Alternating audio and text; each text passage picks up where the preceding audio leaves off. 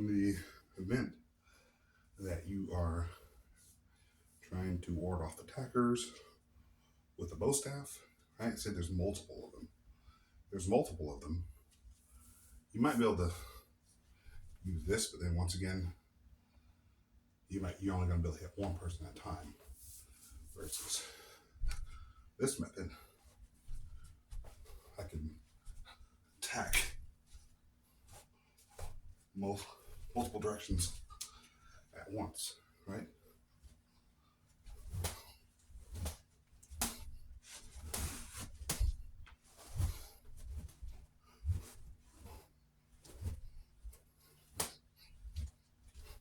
Right? So the one advantage of using both sides of the staff is that you can attack multiple directions almost at once, a lot quicker than one side. One side you can hit, but once again, it's going to take you a lot longer to get to the other side. Now you have your staff around or back around, and it just takes way too long. A little more awkward. So in that situation, you have limited space. Well, you might not be able to do this, as you saw if I just did. It's hitting the ceiling and everything like that. You don't want to be hitting the ceiling. So in a close space, you have a staff and you're going through the building or whatever. The best chance is here. Moving here.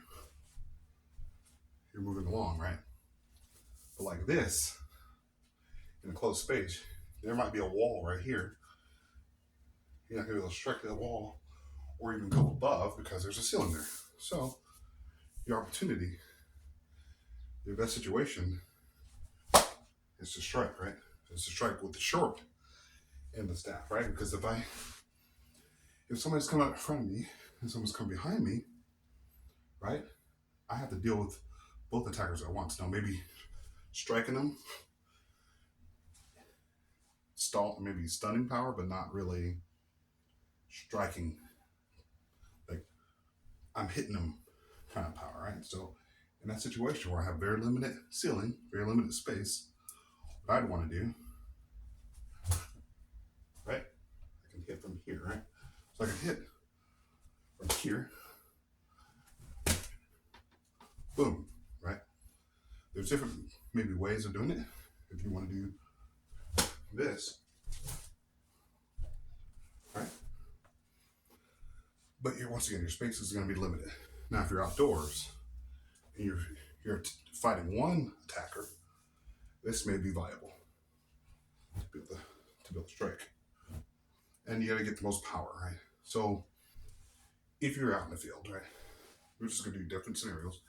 You're out in the field, right, and you strike and you miss, well, you got to bring it back around, right? Because you don't want to reset. One thing they try to teach you in certain Filipino martial arts that I don't really get is they'll teach you to strike and then they'll reset. I've seen where they will reset and then for another strike.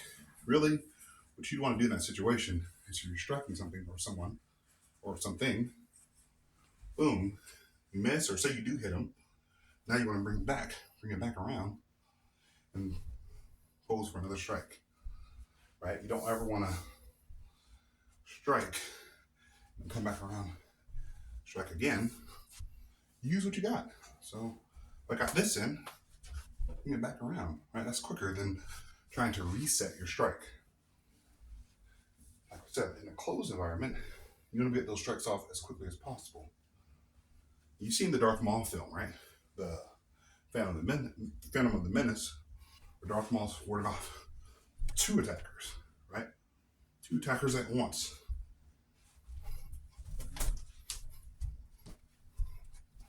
Right? He's warding off multiple attackers at once. So, once again, get those strikes off as quickly as possible.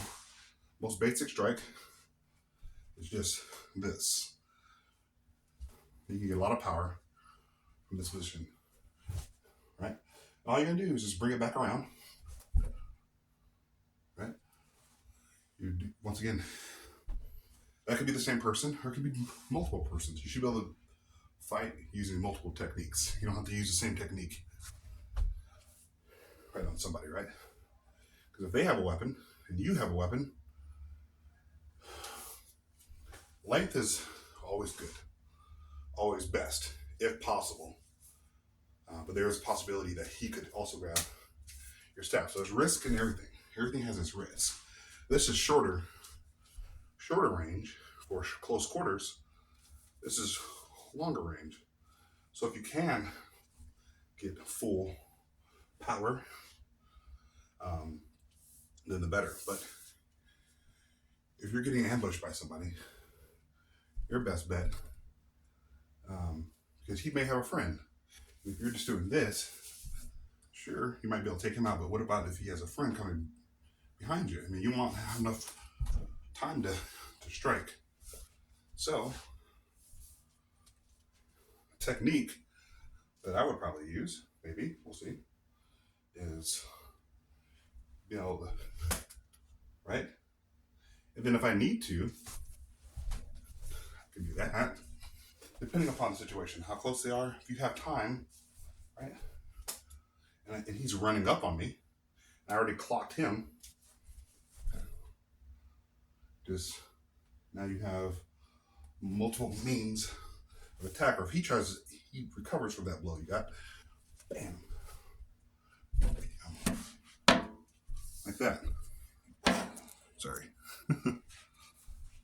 So once again, getting multiple attacks is better than maybe one single attack. You may hit him, boom. All right, what then? He may not be done. Adrenaline's going, so he might try to come in and still get you, right? So in that situation, it may or may not be better to have, I'd say two's better than one. One's better than none, but two's better than one. So once again, just one single strike, he may still be coming. You may not have enough time to attack. Whereas two-handed, I can do all kinds of hip strike, chest, stomach, groin, right? And from this position, you know, you can bring the other side down and then say somebody else is coming to attack you, right?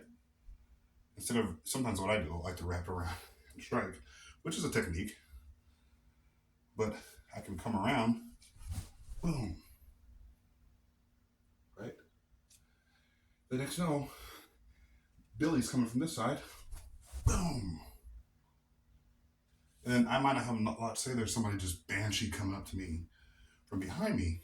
What I can do, I can get in a defensive posture, right? Where I might need to strike. Right? It doesn't have to be an expert. I'm no expert. I just love this stuff. I don't get to train as much as I want. It's busy, started a new job. Awesome job, by the way. But the whole point is to be able to protect yourself in multiple different ways, if possible. With the bow staff, I would say 2, 3, 4, 5, 6. Right? I can hit him 6 times.